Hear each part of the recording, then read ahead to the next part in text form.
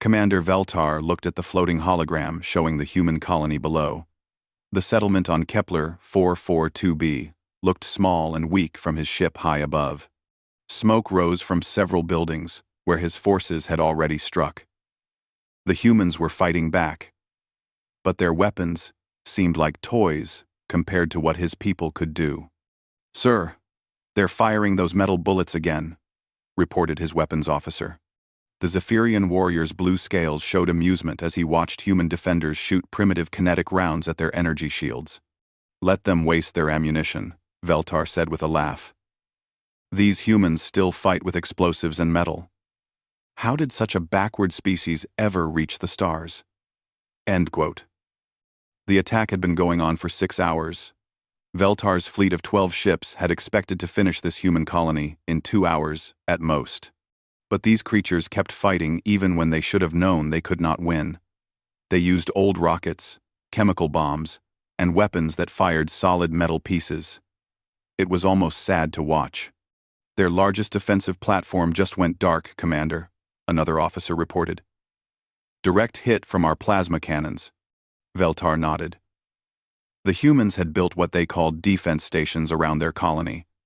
But these stations used old technology that his people had stopped using hundreds of years ago. They fired missiles that moved slowly through space.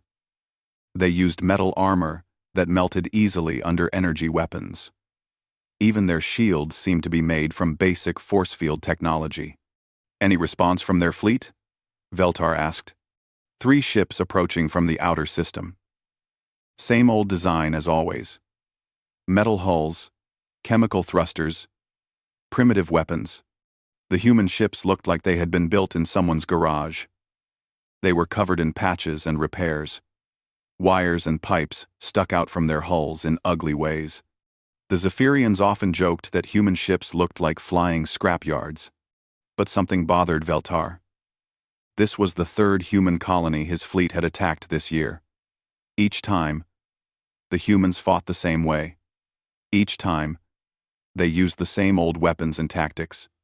Each time, they lost badly, but never seemed to learn from their mistakes.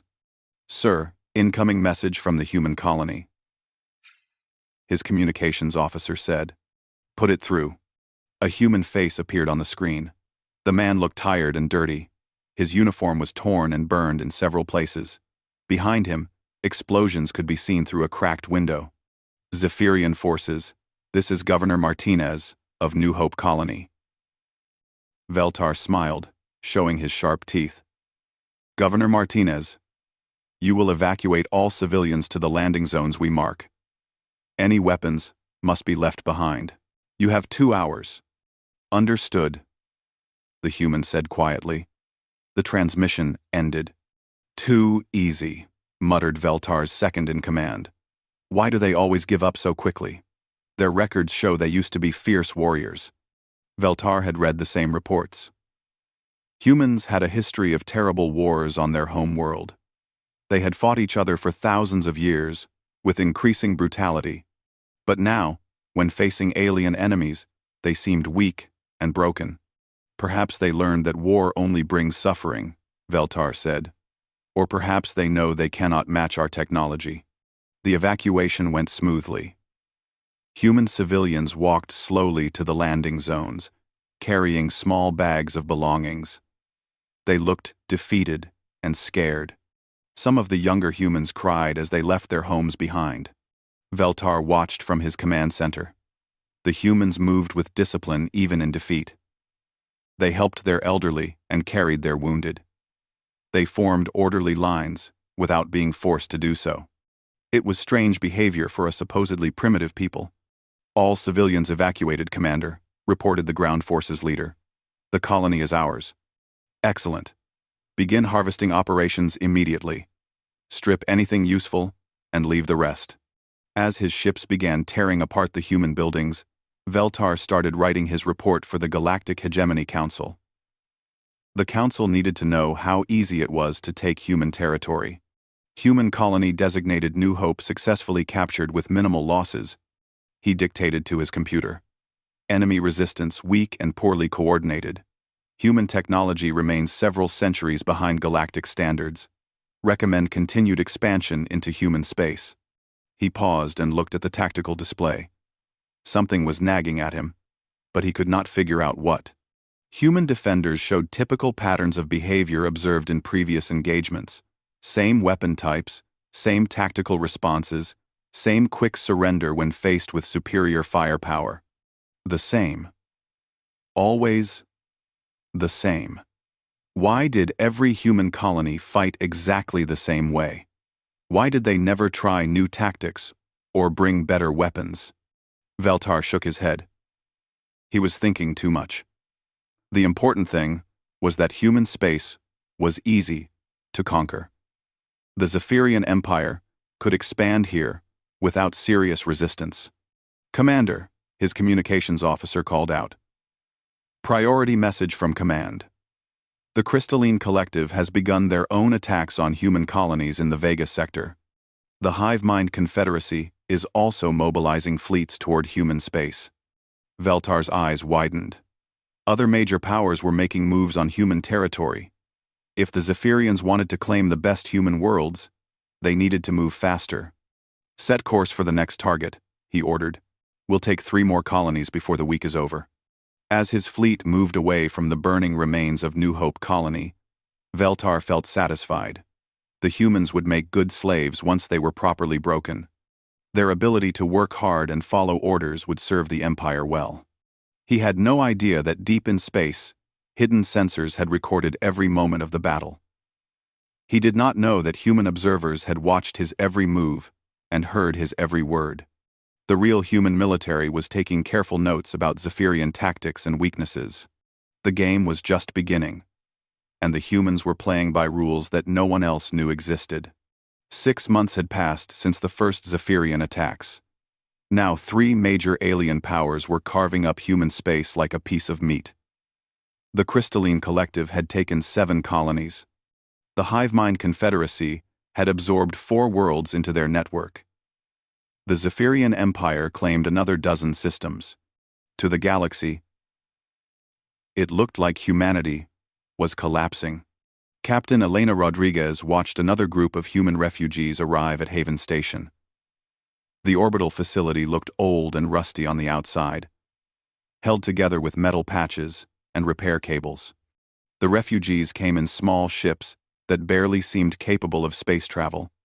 Another 3,000 from the Altair system, reported Lieutenant Chen, her second in command. The crystalline forces hit them hard. Most of the mining equipment is gone. Elena nodded sadly. The crystallines wanted human worlds for their rich mineral deposits. They did not care about the people living there.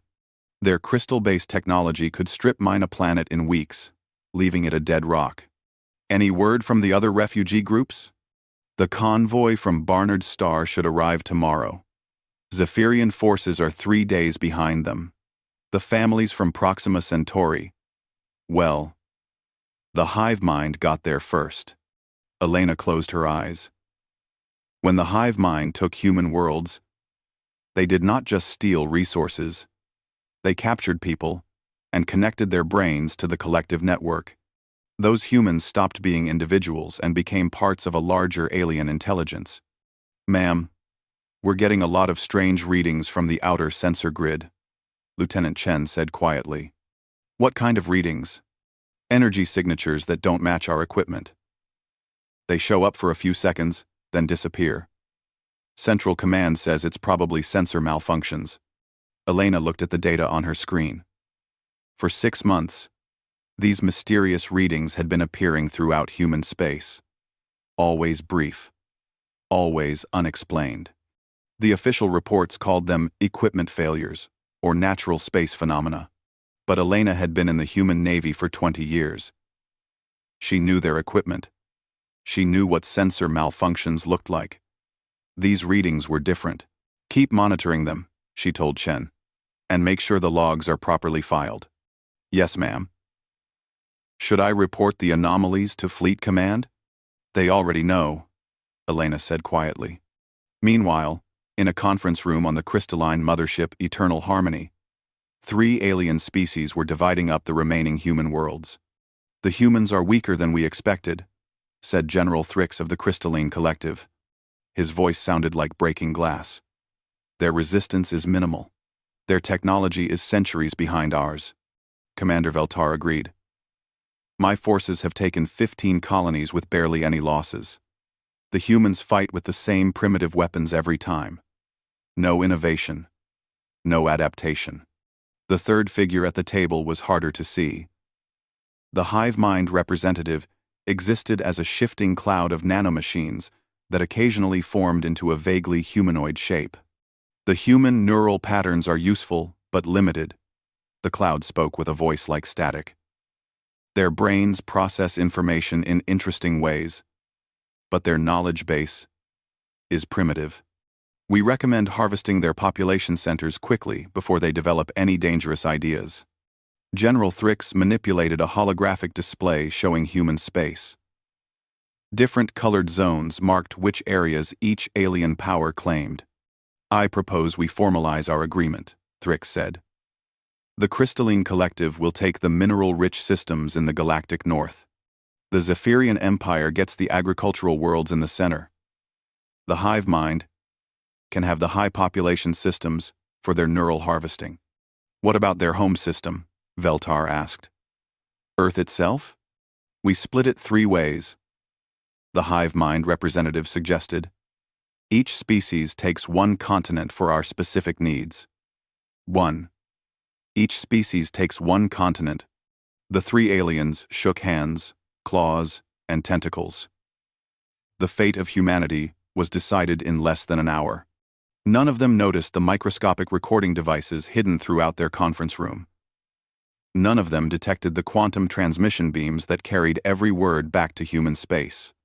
Deep beneath the surface of Mars, Admiral Sarah Chen watched the alien conference on her command center screens. Around her, hundreds of human officers monitored displays showing the real state of human military forces. "They're getting bold," said Colonel Morrison, her intelligence chief. "Complete territorial division.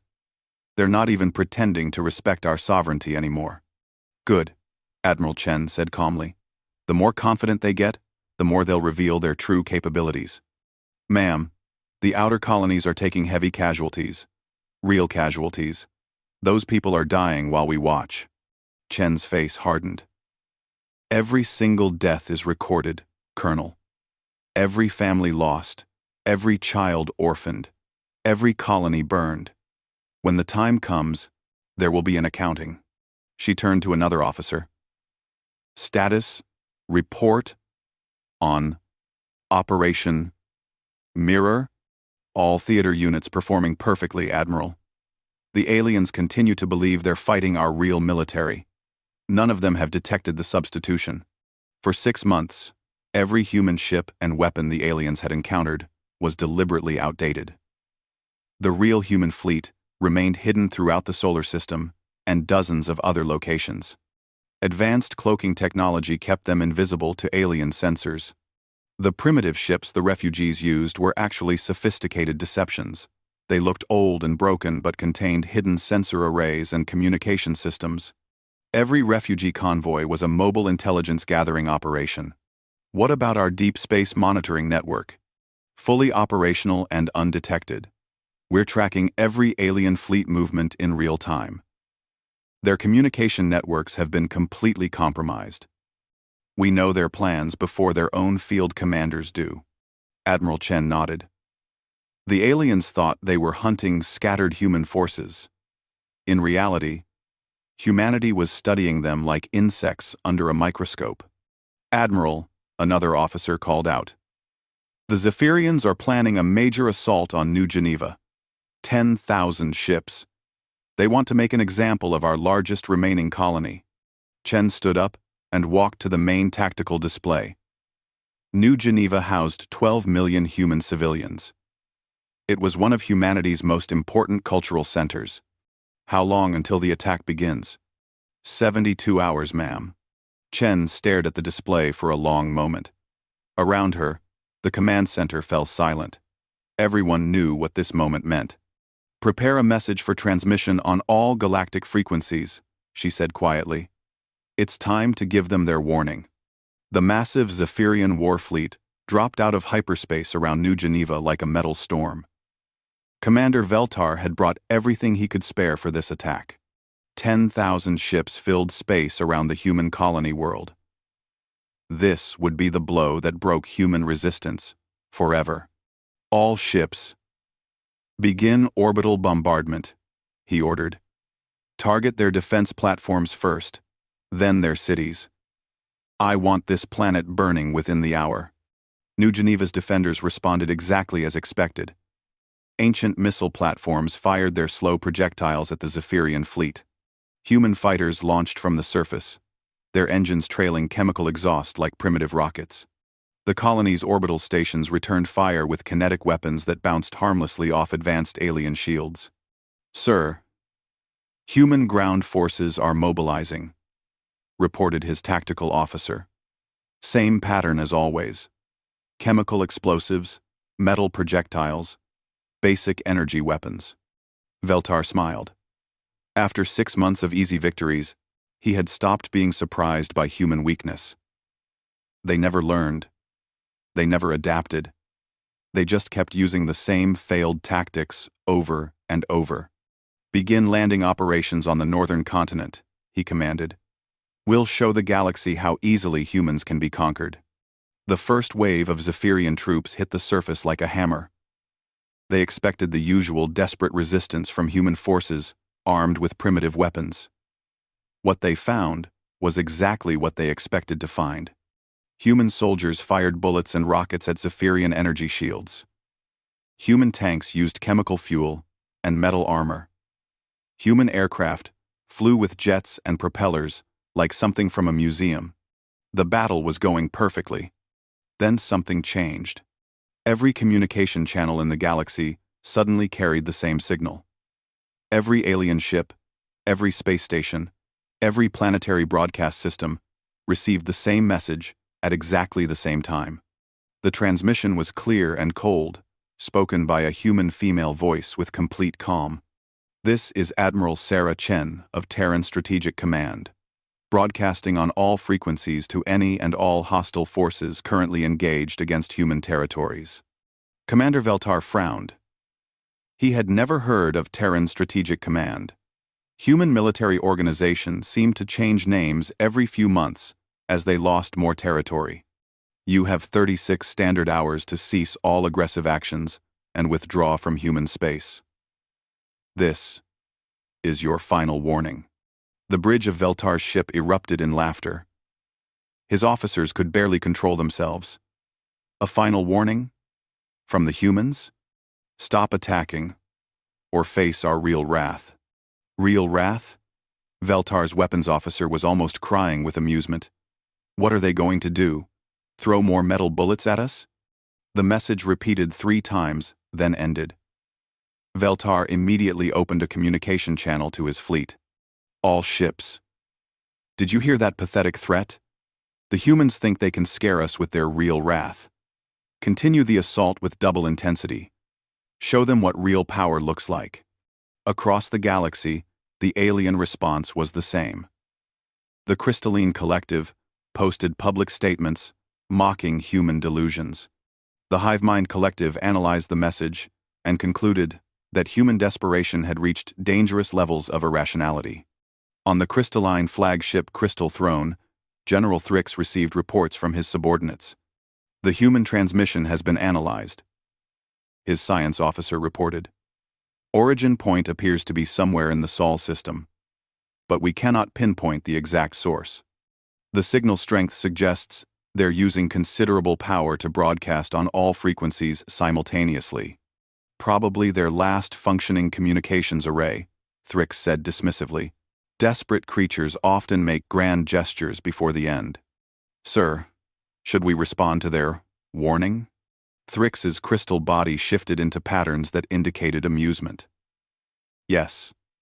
Send a message back to them. Tell the humans we accept their challenge. We're eager to see what toys they've been hiding. The alien response was broadcast throughout human space within hours. Commander Veltar himself recorded a personal message for the humans of New Geneva. To Admiral Chen and all human forces. Your warning has been received and rejected. You claim we will face your real wrath if we don't withdraw. We choose to see this real wrath of yours. Please, show us what you're really capable of. We'll be waiting. The message ended with Zephyrian laughter. On New Geneva, the human defenders continued their seemingly hopeless fight. Their bullets still bounced off alien shields. Their rockets still exploded harmlessly against enemy armor. Their desperate radio calls for reinforcement went unanswered. But in hidden bunkers deep beneath the planet's surface, different conversations were taking place. Admiral Chen's warning has been delivered and rejected, reported Colonel Santos to his hidden command staff. All alien forces are maintaining their aggressive posture. The wide. Confirmed, replied his intelligence officer. The 36-hour countdown is now active. All theatrical units should prepare for immediate withdrawal upon signal. Colonel Santos nodded. For months, he had watched good soldiers die, while pretending to fight with primitive weapons. It had been the hardest acting job in human history. What about civilian evacuation? Already in progress through the underground networks. The aliens don't know about the tunnel systems. All non-essential personnel will be clear in 30 hours. Throughout human space, similar preparations were taking place. The refugees on their broken-looking ships received coded messages. The scattered survivors of destroyed colonies were quietly moved to safe locations. The human actors, playing the role of defeated soldiers, were extracted from danger zones. Commander Veltar had no idea that the desperate human defenders he was fighting were volunteers who had agreed to risk their lives for the greater deception. He did not know that every human weapon, every ship, every military installation he had encountered was a carefully crafted illusion. The real human military had been watching and waiting for exactly this moment. In 36 hours, the largest military deception in galactic history would come to an end. The aliens had been given their warning. They had chosen to ignore it. Now they would learn what humanity was really capable of when the gloves came off. The countdown reached 0 at exactly 1,400 hours, Galactic Standard Time. Commander Veltar was reviewing battle reports from New Geneva when his sensor officer suddenly went very quiet. "Sir," the officer said in a strange voice, "I'm reading massive energy signatures throughout the system. They just appeared." "What do you mean, appeared?" "They weren't there a second ago. Now, there are 12. No, 20. Sir, I count over 50 massive contacts that just materialized out of nowhere." Veltar rushed to the sensor station. The display showed his fleet of 10,000 ships surrounding New Geneva. But now, there were other contacts on the screen. Big contacts. Contacts that were larger than anything his people had ever built.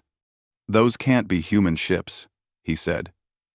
"Check the sensors for malfunctions. All systems running perfectly, sir. These contacts are real." Before Veltar could respond, space around his fleet began to change. The empty darkness suddenly filled with shapes that had not been there moments before. Massive ships with hulls that seemed to bend light around them. Stations that looked like they were built from crystallized space itself. Weapons, platforms that dwarfed his largest battleships. "Impossible," Veltar whispered. The largest ship was directly behind his fleet. It was the size of a small moon. Its hull, a perfect black, that seemed to absorb all light that touched it. Strange energy patterns moved across its surface like living things. A new voice came across the communication channels. The same calm, female voice that had given the warning 36 hours earlier. "Commander Veltar of the Zephyrian Empire. This is Admiral Sarah Chen, aboard the Terran Strategic Command Vessel, Leviathan. You chose to ignore our warning. You forced this revelation. Now face the consequences of your arrogance."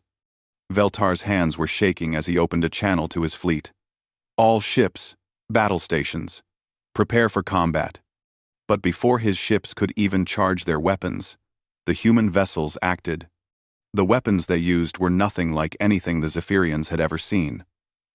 Instead of energy beams or missiles, reality itself seemed to tear around the alien ships. Sections of Zephyrian vessels simply stopped existing, leaving perfectly smooth holes where metal and equipment had been moments before. Sir, the destroyer, Flame of Victory, just disappeared. The whole middle section is gone. With Premier, return fire. All ships, return fire. The Zephyrian fleet unleashed everything they had: plasma cannons, quantum torpedoes, gravity bombs. Enough firepower to destroy a planet. The energy barrage that would have vaporized any human ship struck the new vessels and simply vanished. Absorbed by defensive systems that operated on principles the aliens could not understand. More human weapons fired. One Zephyrian cruiser began collapsing in on itself, its matter compressing into a tiny point of infinite density. Another ship aged 1,000 years in 3 seconds, its hull corroding and crumbling as time itself was weaponized against it. Admiral Chen, Veltar transmitted desperately. Please, we surrender. Stop the attack. You had your chance to withdraw, Chen replied coldly. You chose to test our resolve. The battle lasted exactly 4 minutes and 17 seconds. When it ended, the Zephyrian fleet that had terrorized human colonies for months was nothing but scattered debris. Not a single human vessel showed any damage. Veltar found himself alone on his crippled command ship, the only survivor of 10,000 vessels. Life support was failing. His crew was dead. But somehow, the humans were keeping him alive. Commander Veltar. Admiral Chen's voice filled his bridge. You will return to Zephyrian space. You will tell your government exactly what happened here. You will make it very clear that humanity is no longer hiding our capabilities. I understand, Veltar whispered. Do you? The main screen on Veltar's bridge activated, showing Admiral Chen's face. She was a middle-aged human woman, with gray hair and calm eyes. She looked completely normal, which somehow made her more terrifying. For 6 months, you and your allies have been fighting a carefully constructed illusion, she said. Every human ship you encountered was deliberately primitive. Every weapon we used was centuries out of date. Every tactical response was designed to make you underestimate us. Every, two. Veltar felt his blood turn to ice. While you thought you were conquering human space, our real forces were studying you, learning your weaknesses, understanding your technology, preparing for this moment. But why? Why let us attack your colonies? Why let your people die? Chen's expression hardened. Because we needed to know if peaceful coexistence was possible. We hoped that your species might learn to respect boundaries without needing a demonstration of force. You proved us wrong. The screen changed to show tactical displays of the battle they had just fought. Veltar watched his mighty fleet destroyed over and over again. The human weapons operating with impossible precision and power. Our science operates on principles your people have not yet discovered, Chen continued. We can manipulate matter at the quantum level. We can alter the flow of time. We can edit reality itself. The weapons you just witnessed are simple tools compared to our true capabilities. How long? Veltar asked weakly. How long have you had this technology? Longer than your civilization has existed, Chen replied. We have been watching the galaxy for centuries, waiting for the right moment to reveal ourselves. You and your allies forced our hand. Veltar's ship began moving, pulled by invisible forces toward the edge of the system. He was being sent home to deliver humanity's message. Commander, Chen said as his ship accelerated, make sure your leaders understand something important. This was a demonstration, not a war. We destroyed your fleet in minutes because we chose to limit ourselves to basic defensive measures. If you force us to truly engage our military capabilities, your entire civilization would not last a single day." The communication ended. Veltar found himself alone in space, heading home to deliver the most terrifying message in galactic history. Behind him, the human fleet began to fade from view as their cloaking systems reactivated. Within minutes, space around New Geneva looked empty again. But everyone in the galaxy now knew that humanity was watching. Commander Veltar's broken ship limped into Zephyrian space 3 days later. The mighty warrior who had left with 10,000 vessels returned alone, barely alive, carrying news that would change the galaxy forever. The emergency session of the Zephyrian High Command was unlike anything in their history. Military leaders who had never shown fear were pale and shaking as Veltar described what he had witnessed. "Impossible," declared General Zarth, the Empire's highest military commander. "No species develops that kind of technology without anyone noticing. We would have detected it. Number 4, do this military 4. Number 4, number 4, number 4, number 4. They didn't want us to detect it," Veltar replied quietly. "Admiral Chen told me they've been watching us for centuries. Everything we thought we knew about humans was a lie." "Show us the recordings," ordered High Admiral Kess. The battle footage played on the command center's main screen. The assembled military leaders watched in silence as human ships materialized from nothingness and destroyed an entire fleet in minutes.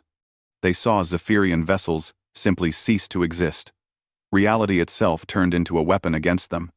"How many humans are there?" asked one general. Admiral Chen wouldn't say, but she implied their real population and territory are much larger than we believed. Within hours, similar emergency meetings were taking place throughout the galaxy. The Crystalline Collective's ruling council convened in panic. The hive mind's collective consciousness reeled from the implications. Smaller species, who had been planning their own attacks on human colonies, immediately canceled all military operations.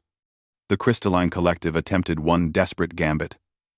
General Thrix, driven by pride and fear, launched their entire reserve fleet toward Earth itself. If the humans were as powerful as they claimed, he reasoned, they would defend their homeworld with everything they had. Perhaps the Crystallines could learn something useful from observing their defensive capabilities. The attack never reached the solar system. 1,500 crystalline ships jumped into hyperspace, heading for Earth. They never emerged. Long-range sensors detected brief energy flashes where the fleet should have exited hyperspace, but no ships appeared. The entire force had been deleted from existence while traveling faster than light. No one had ever heard of a weapon that could target vessels in hyperspace. The galactic response was swift and desperate. Within a week, every major government had sent official diplomatic messages to Earth. The tone was very different from the threats and ultimatums they had issued just days before. From the Zephyrian Empire, the Zephyrian people request immediate peace negotiations and formal recognition of all current human territorial claims.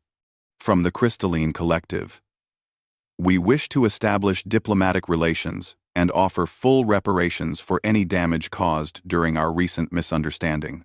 From the Hive Mind Confederacy, we seek to understand human requirements for peaceful coexistence and will comply with any reasonable demands. Similar messages arrived from dozens of other species. The galaxy's entire power structure had shifted overnight. Admiral Sarah Chen read the diplomatic messages from her command center on Mars. Around her, human officers monitored communications from across known space. Fear was spreading through the galaxy faster than light itself. "They're all demanding to know how we developed such advanced technology," reported her communications officer. "The Andromedans want to exchange scientific data. The Tau Cetians are offering to become a human protectorate. And the other species? Universal panic. 3 different civilizations have issued internal security alerts about human infiltration. The Rigel Federation is conducting emergency military reviews. Everyone wants to know what else we might be hiding. Chen nodded. The revelation of human military capabilities had created exactly the effect she had hoped for. But she was not interested in conquest or domination. Prepare a response for galactic broadcast, she ordered. It's time to establish the new rules. Her message went out on all frequencies, reaching every inhabited world in the galaxy. This is Admiral Sarah Chen of Terran Strategic Command. The recent demonstrations of human defensive capabilities were necessary responses to unprovoked attacks on our territory and citizens. We take no pleasure in the destruction that was required to end these aggressions.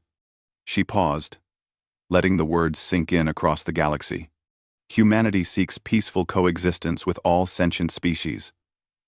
We have no desire for empire or conquest. We ask only that our sovereignty be respected and our people be left in peace. We have no desire. We have no R1. We have no desire. However, let there be no misunderstanding about our capabilities or our resolve. We have been observing galactic civilization for longer than most of your species have had spaceflight. We know your strengths, your weaknesses, your military capabilities, and your political structures. We remember every act of aggression against human territory. The next part of her message sent chills through every alien government. We are always watching. Our sensors monitor your military movements. Our intelligence networks have access to your communications. Our defensive systems can reach any point in the galaxy within minutes. This is not a threat. It is simply a statement of fact. We will return to our previous policy of non-interference in galactic affairs. But the pretense of weakness is over. Any future aggression against human interests will be met with immediate and overwhelming response. We trust this lesson will not need to be repeated. The message ended, leaving the galaxy in stunned silence. In the months that followed, a new order emerged. Human space became untouchable territory. No alien ship entered a human system without explicit permission. Trade requests were submitted through proper diplomatic channels and answered with polite consideration. The refugee ships that had fled alien attacks quietly returned to their home worlds. But now they carried hidden sensors and communication arrays. The galaxy discovered that humanity's intelligence network was far more extensive than anyone had imagined. Some alien species tried to understand human technology through espionage or scientific analysis. They found nothing. Every piece of human equipment they captured contained only the primitive components they expected to find. The real technology remained hidden behind systems they could not detect or comprehend. A few smaller species approached humanity offering alliance or protection. These requests were considered carefully. Some were accepted, creating the first formal human allies in galactic space. Most importantly, the attacks stopped. The casual raids on human territory that had been so common became unthinkable. The galaxy learned to give humanity a wide berth, never quite sure what other capabilities might be hidden behind their peaceful facade. Admiral Chen's final report to the Terran government was simple. Objective achieved. Hostile forces neutralized. Galactic respect established. Humanity's true capabilities remain largely unknown, providing continued deterrent effect. Recommend return to peaceful development with maintained vigilance. The galaxy had learned an important lesson. Sometimes, the most dangerous enemy is the one that chooses not to fight until all other options are exhausted. Humanity had shown remarkable restraint in revealing their power only when forced to do so. No one wanted to discover what would happen if they were forced to stop restraining themselves entirely.